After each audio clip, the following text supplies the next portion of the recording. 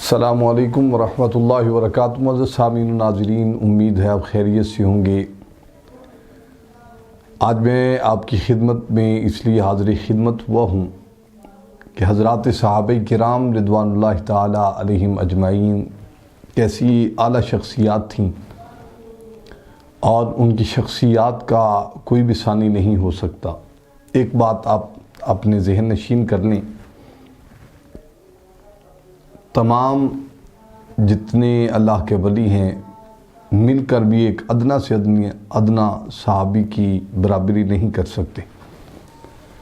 صحابہ کرام رضوان اللہ تعالیٰ علیہم اجمعین وہ ہستی ہیں جن کے بارے میں رسول اکرم رحمت عالم صلی اللہ علیہ وسلم نے فرمایا یہ ستاروں کی مانند ہیں، جو جس کے پیچھے لگ جائے گا وہ فلاح پا جائے گا۔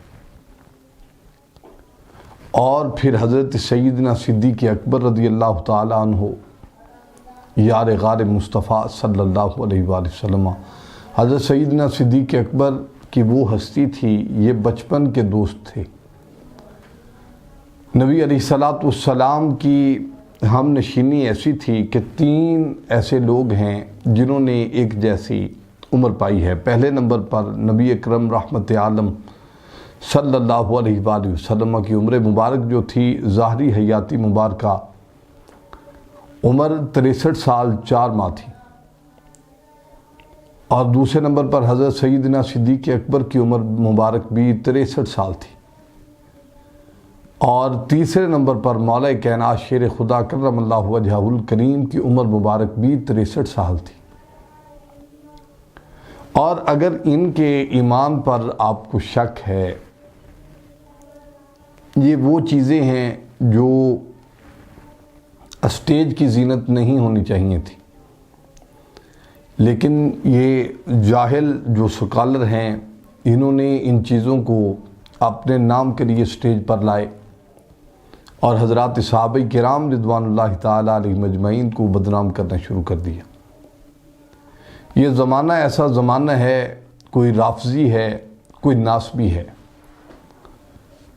صحیح طریقے سے کوئی چلتا ہے۔ اب ہو یہ رہا ہے کہ اگر صحابہ کرام رضوان اللہ تعالیٰ علیہ مجمعین کی کوئی بات کرتا ہے تو لوگ کہتے ہیں یہ اہل بیت اطہار کا منکر ہے، اور اگر کوئی اہل بیت اطہار کی بات کرتا ہے علیہم السلام تو لوگ کہتے ہیں یہ صحابہ کا گستاخ ہے۔ وہ ایک لندن میں بیٹھا ہوا ہے حسن لیاری،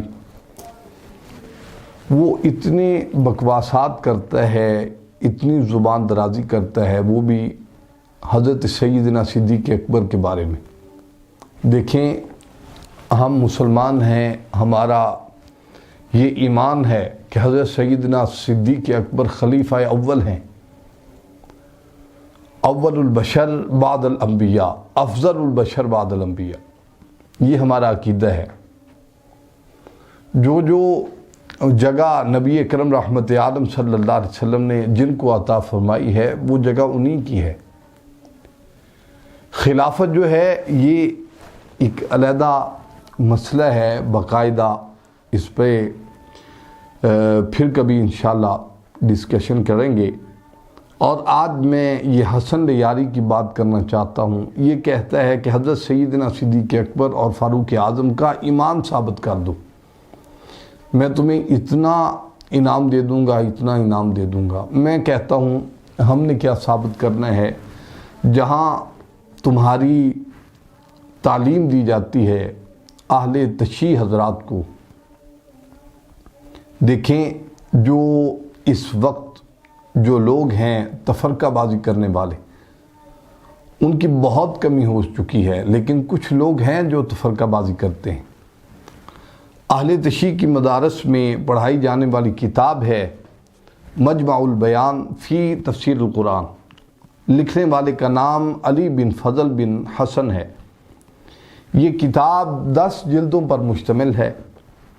انہوں نے جلد نمبر 2 میں یہ لکھا ہے کہ اول من اسلم بعد ختیجہ فہو ابو بکر، کہ حضرت خدیجہ کے بعد جو سب سے پہلے اسلام لائے اس کا نام ابو بکر ہے۔ اور ایک روایت ہے کہ سب سے پہلے جس نے کلمہ پڑھا وہ حضرت خدیجۃ الکبریٰ ہیں، دوسرے نمبر پر حضرت صدیق اکبر ہیں، اور بچوں میں مولا کائنات ہیں شیر خدا کرم اللہ وجہہ الکریم، اور غلاموں میں حضرت زید بن حارثہ ہیں۔ اور حضرت سیدنا صدیق اکبر رضی اللہ تعالیٰ عنہ، میں تو حیران ہوں یہ کیسے لوگ ہیں، بہت بڑے تاجر تھے حضرت سیدنا صدیق اکبر، لیکن جب نبی پاک صاحب الولاق صلی اللہ علیہ وسلم کے قدموں میں آئے سب کچھ اللہ کے راستے میں قربان کر دی۔ آپ نے یہ روایات نہیں سنی، آپ ایمان کا وہ حصہ ڈھونڈ رہے ہیں کہ حضرت صدیق اکبر اپنے گھر کا سارا مال جو تھا وہ نبی پاک صاحب الولاق صلی اللہ علیہ وسلم کے قدموں پر فدا کر دیتے تھے، کچھ نہیں رکھتے تھے۔ ایک وقت ایسا بھی آیا جب رسول اللہ صلی اللہ علیہ وسلم نے پوچھا ابو بکر یا رسول اللہ، اللہ اور اس کے رسول کی محبت چھوڑ کے آیا، ابھی آپ کو ان کے ایمان میں شک ہے؟ میں کہتا ہوں ان کے ایمان کی تو کیا کہنے ہیں، وہ ان کا ایمان تو وراء الورا ہے۔ آپ اپنے ایمان کی فکر کریں، آپ کا ایمان کہاں ہے؟ میں روز بروز یہ عرض کر رہا ہوں کہ شہرت کے پجاری ہیں، یہ شہرت کے لوگوں کا ایمان خراب کرنا ان کا ایک عام عمل بن چکا ہے۔ ایمان بہت بڑی دولت ہے، آپ اگر بغض صحابہ اپنے دل میں رکھتے ہیں تو اللہ کی عزت کی قسم آپ ناکام ہو جائیں گے۔